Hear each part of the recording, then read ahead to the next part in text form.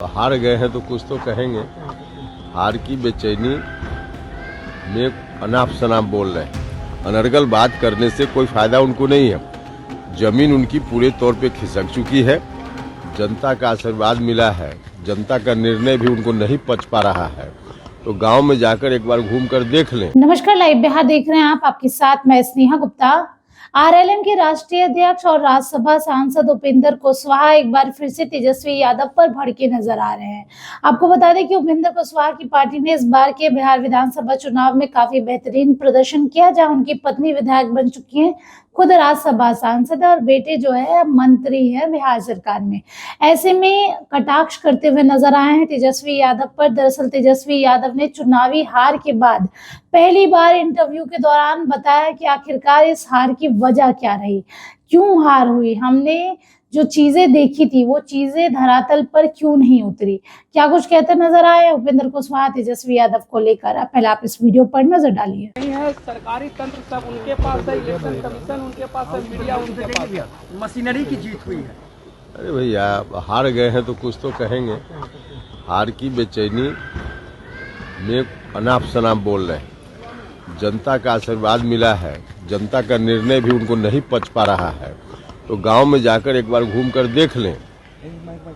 मतदान केंद्र की सूची ले लें, कहाँ कितना वोट किसको मिला उसका पूरा डेटा ले लें और गांव में जाकर देख लें कि वास्तव में जनता ने वोट दिया है कि नहीं दिया है। अनर्गल बात करने से कोई फायदा उनको नहीं है। जमीन उनकी पूरे तौर पे खिसक चुकी है। एनडीए के साथ जनता थी, इसलिए एनडीए के पक्ष में जनता ने वोट दिया। अब इस तरह से इलेक्शन कमीशन और किसी पर आरोप लगाकर अपनी खींच उतार रहे हैं, इससे क्या होना है। सर, बाबरी मस्जिद का नींव कल रखा गया है बंगाल में। सर, अब उसका बंगाल का मामला है, उसमें हम राजद शहादत दिवस मना रही है बाबरी मस्जिद को लेकर के। भैया राजद क्या कर रहा है उनसे पूछिए ना। हमने कहा ना कि राजद तो अब इलेक्शन कमीशन पर ही आरोप लगा रहा है, उसकी बात का क्या करना है। 15 लाख लोग जेल में हैं, तेजस्वी यादव इस तरह की बातें कर रहे हैं बिहार में। बात करते करते तो थक चुके, जनता उनकी सुनने वाली नहीं तो नहीं तो सुना आपने क्या कुछ कहा। उपेंद्र कुशवाहा ने सीधे तौर पे तेजस्वी यादव को चिता रहे हैं और कह रहे हैं कि हारे हैं तो कुछ तो कहेंगे ही, घूमने गए हैं घूमने दीजिए। बिहार विधानसभा के शीतकालीन सत्र का जो दिन था, काफी कम दिनों का शीतकालीन सत्र था, लेकिन हंगामा पूरा हुआ। नए विधायकों ने शपथ लिया और ऐसे में सबकी नजर तेजस्वी यादव पर बनी हुई थी, क्योंकि बिहार के नेता प्रतिपक्ष थे और ऐसे में वो शीतकालीन सत्र के दौरान मौजूद ही नहीं थे।